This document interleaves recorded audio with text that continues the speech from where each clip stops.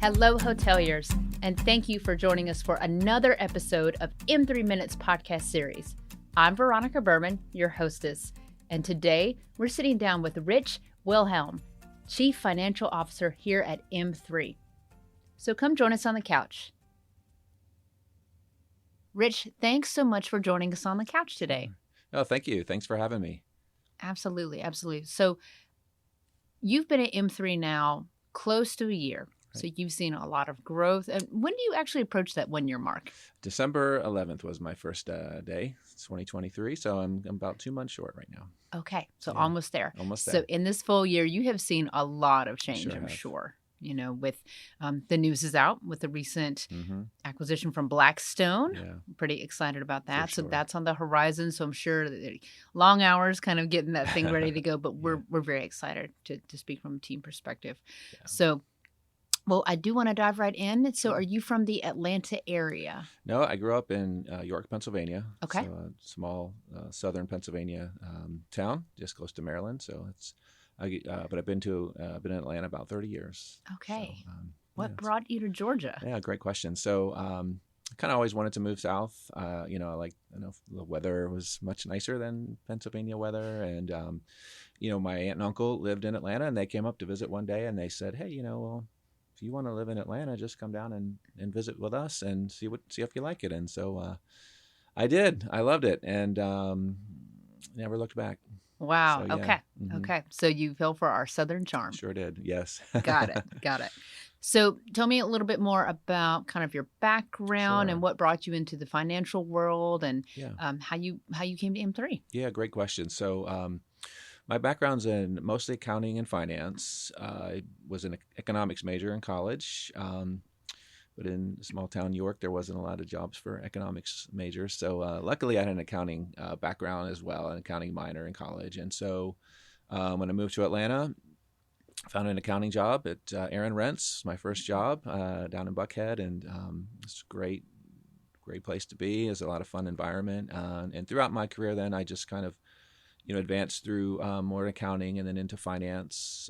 Spent a lot of time in the payment industry, in the software industry, mostly for larger, like Fortune 500 type companies. And that was great. I had a great career, good track record there. But what I really wanted to do is kind of be a leader of maybe a smaller up-and-comer, type company. And so I took a role as a CFO at a company, a small payments company. And really happy there. I loved it. But then I got a call about M3. And wow, it is a 25-year-old company, great foundation, great just culture, great products and solutions that we have for our customers. And, I was hooked. I was like, wow, this is great. Came to the office here and checked out the Lawrenceville office. And my previous job was 100% remote. And I felt that M3 was where I need to be. This is it for me. So knew there were big plans. I didn't know exactly what was going on with that, but I knew that even though it was a 25-year-old company, it was almost in a way a startup that you could really then dig your teeth into and really help the company grow. And here I am. Gotcha. Yeah. It was a recruiter that got you. Yeah, it was. Good job recruiting. There's your plug, HR. That's right. So, and I totally get that. I know that we've talked about it in the office previously where we both kind of came from the work from home space, especially after COVID. We can all recognize that things change after COVID and a lot of people went home but stayed home. Right. And there was something about the culture at M3 that really attracted you to be in the office with the people, the beautiful environment, but also just to feel like you're a part of something a little bit more. Absolutely. Yeah, for sure. And in fact, I worked really close to here in my last one of my last jobs, and the commute's the same, it's about 40 minutes, but it just felt so much longer going to my other job and coming here to M3. It's like, okay, I'm here, and wow, it's great, and it's ready to get to work. So it's a lot of fun. Yeah. Yeah, the people do certainly help. Definitely. And that's so much part of the culture. And, when you have a good culture of people, you get that through employees who are then helping our customers and providing that level of service as well. You keep those people happy. Absolutely, for sure. Yeah, and we can feel that. So definitely. I know you're watching our numbers. That's your job, CFO. But either way. So So we heard a little bit about why you kind of went into the financial sector and then ultimately what brought you here at M3. And so one thing I did learn about you that was kind of neat, and we've touched on it just a little bit. I would love to explore a little bit more, but tell me a little bit about your military experience. Yeah, sure. I spent 6 years in the Marine Corps Reserves up Okay. in Harrisburg, Pennsylvania. I was a part of an infantry company there. Late 80s, early 90s. It was relatively peaceful during that time, other than a quick stint with Operation Desert Storm, where our unit was activated there for a few months. We went to Camp Pendleton, California, and we trained, and the war ended. And so we came home. So, but it was a great experience for me, and it really shaped who I am as a person today. And our unit was, as I mentioned, an infantry unit, and it was more geared around mountaineering and cold weather, training. So we spent a lot of time Bridgeport, California, doing some cold weather training, or up in Fort Devens, Massachusetts. And although we did have some more fun in Panama, we got to do some jungle training down there, which was really very interesting and an amazing place.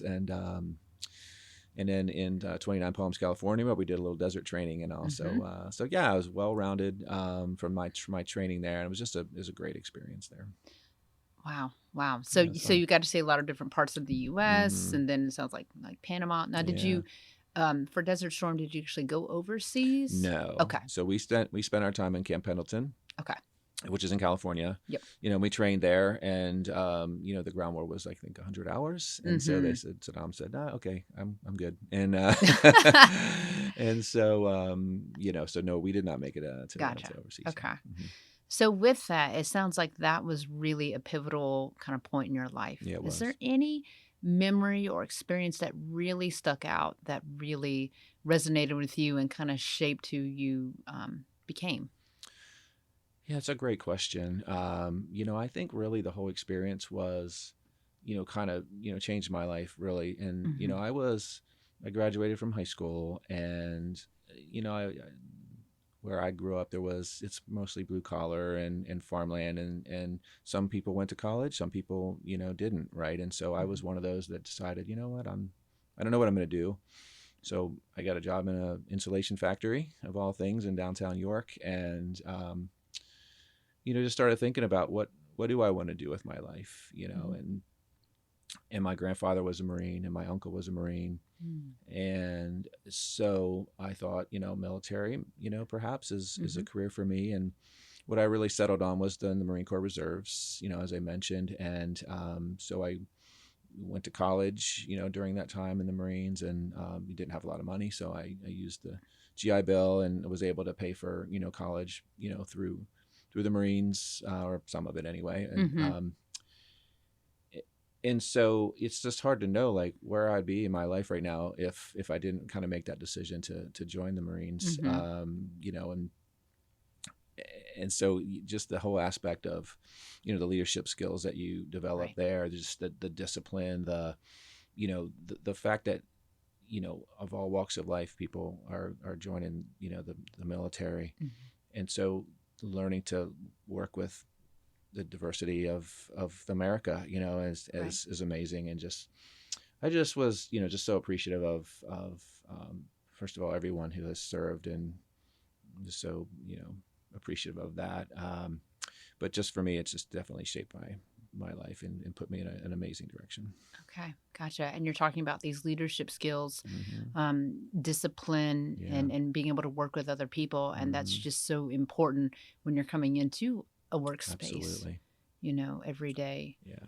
And so those are great skills. So thanks. Yeah. That's wonderful. Well, again, thank you so much for your service on that. That's a lot of sacrifice there. So, but now, are you still in contact with some people that you were? Okay. Oh, definitely. The folks that I've served with, were, we are all mostly, college kids, basically. And we've stuck together, and used to see, about 5 or 6 of my friends once a year. We used to get together in State College, Pennsylvania, where one of my friends lived. And we don't really quite do that much anymore, although I did get up to see them a couple of years ago. But yeah, we're staying in contact. Now it's so easy to stay in contact with texts and Right. The technology we have today. Right. It's, doesn't matter where you're at. A WhatsApp group. Right. Exactly. Yeah. Yeah. So no, and it's, it's just, great. The friends I have made there and just the things that you go through. Like I said, I was in the reserves. I wasn't overseas and such. And so, amazing respect for that. But even so with our experience, it's, it's just amazing. Yeah. Wonderful. Wonderful. Well, thank you so much for talking to us a little bit more about that. Mm-hmm. So let's talk a little bit more about M3 and finance. And so tell me, what are the primary financial strategies that you employ to ensure the financial health and growth of M3? Yeah, great question. First and foremost, I think you have to understand the long-term goals of the company and what we are expecting just as a company. What do we plan to do? And then how do you turn those goals into a financial plan that makes sense, right? And so the biggest thing is, I think, is taking that long-term goal and chunking it out. You're building a budget every year, you're building forecasts maybe every quarter, things like that. So that, and then, so that you're on the right path and you're checking your metrics, measuring what matters and making sure that, are you on track with the things that you've set out that are the most important things, like, certainly revenue growth and top line and bottom line growth are important, but how do you get there? You just don't, kind of wake up and say, I'm going to grow X percent, right? You have to make that plan to get there. And I think translating that plan into something that each and every person in the company then can understand is, what is my role in that? How many implementations do I have to do in the training department, to make that goal? Or how many new sales, or how many, what's my pipeline look like from a sales perspective of who I need to be targeting to join our wonderful family here at M3? And just everyone needs to know their part in that. And so the communication is very important as well, making sure that everybody knows what their role is, like I said. So right. So more of a holistic point of view, not just looking straight at numbers, but really truly thinking about, how other departments, like what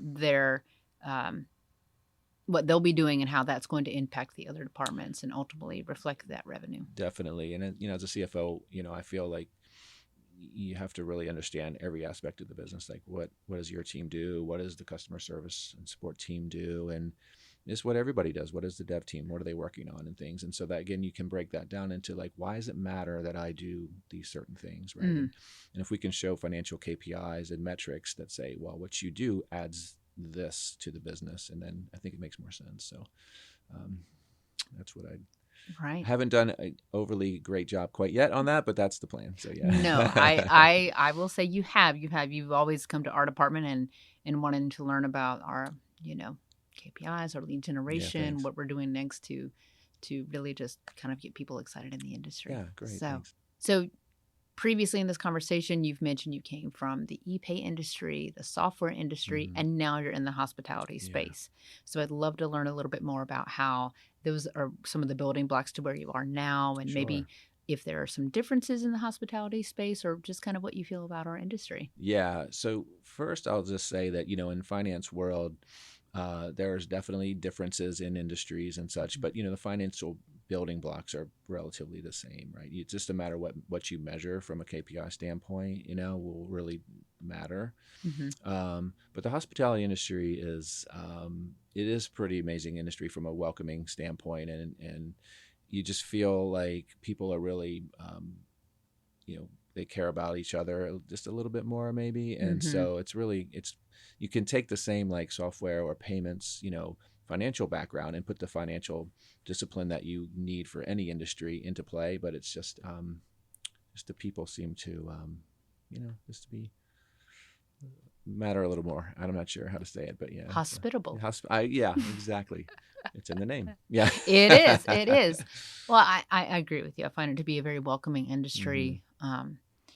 You've got people, again, going back to that, all different backgrounds, and but you do have to think differently from front office to back office, and then your housekeeping, food and beverage. So there's a lot of different sub industries within the industry as well.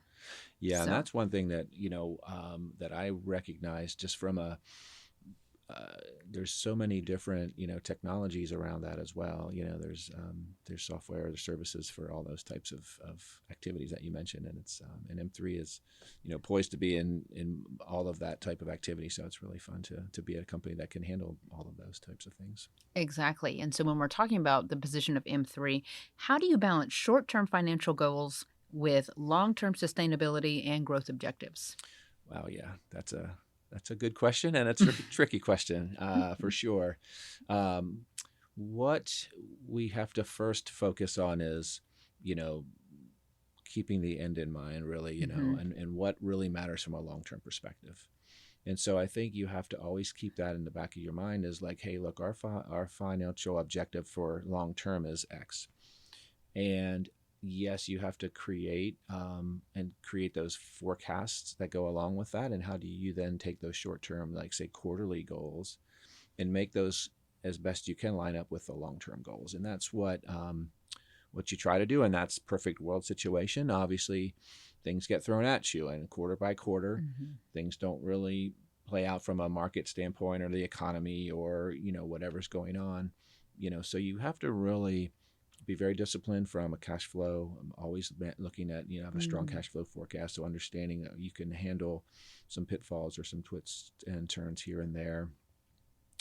And just communication, again, is just making sure that everyone understands kind of the long-term goals and how does that short-term decision really turn into the best thing for M3 in the long run. So those are the keys. Wonderful, wonderful. So in this conversation that we've had, Rich, you've told us a lot about your past and learning about different ways to be a better leader and to kind of grow within your professional career. So with that in mind, what are some essential qualities that you believe every successful CFO should possess? Yeah, great question. So first, financial acumen. You have to know how to build the right forecast. You have to know how to deliver the right financial information. That's table stakes, of course. But you also need to be a strategic thinker. Today, CFOs really need to understand the whole business and how that impacts, the financials of the company. And because knowing the business helps you then understand how you build the right forecast and how you measure the things that matter.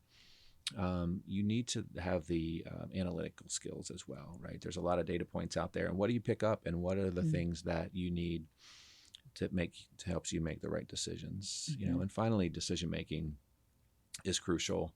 You have to learn your decision making skills.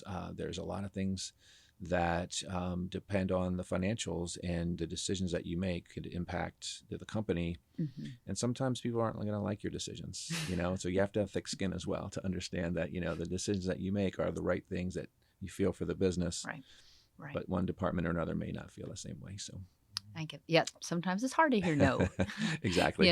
That's right. So, but to that, and that's great advice for someone who is looking to kind of go into that role. And so for our younger professionals out here who may be listening, or people even into, in college years, and they're out there and they're thinking, okay, CFO, what does that path look like for me? Yeah. So for our aspiring financial professionals looking to pursue a career similar to yours, what would be your advice for them?